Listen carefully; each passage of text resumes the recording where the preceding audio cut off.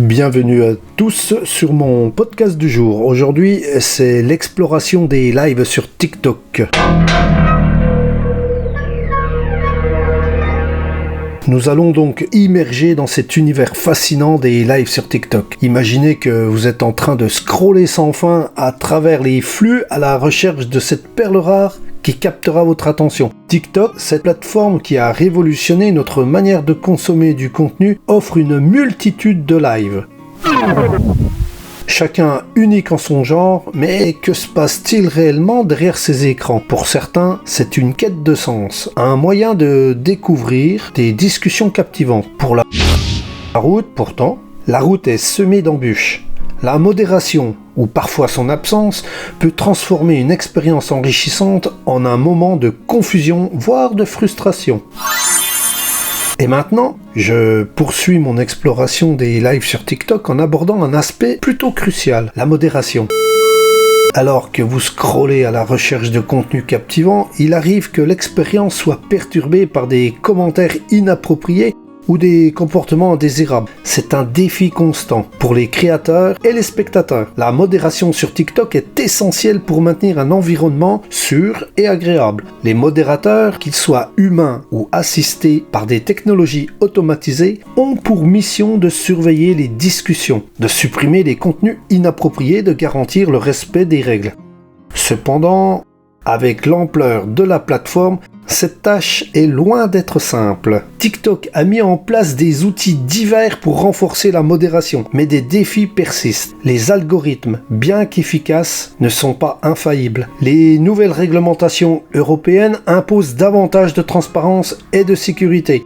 Des enjeux soulèvent des questions sur l'avenir de la plateforme, et même la manière dont elle peut évoluer pour offrir une expérience utilisateur optimale.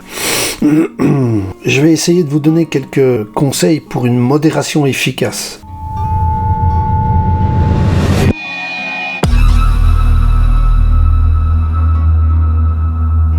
Pour gérer efficacement cette modération, lors des sessions en direct, voici quelques conseils pratiques. En 7 points.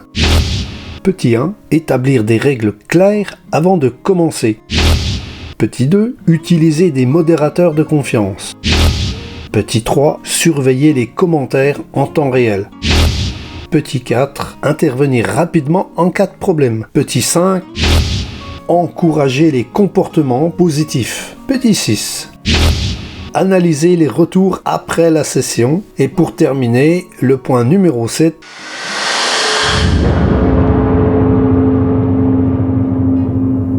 Il faut adapter les règles si nécessaire. Je vais poursuivre mon immersion dans cet univers des lives TikTok avec une réflexion personnelle et une nouvelle aventure. Après avoir passé tant de temps à explorer des lives, je vais poursuivre mon immersion dans l'univers des lives TikTok avec une réflexion personnelle et une nouvelle aventure.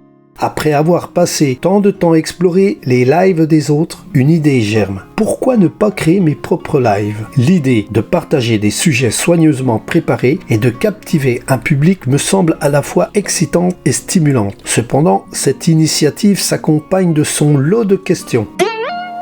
Et d'appréhension, bien évidemment. La modération devient une préoccupation personnelle. Comment garantir que mon live ne soit pas perturbé par des interventions inappropriées? Comment faire en sorte que le contenu que je propose ne soit pas injustement censuré? Car c'est là que le bas blesse chez TikTok.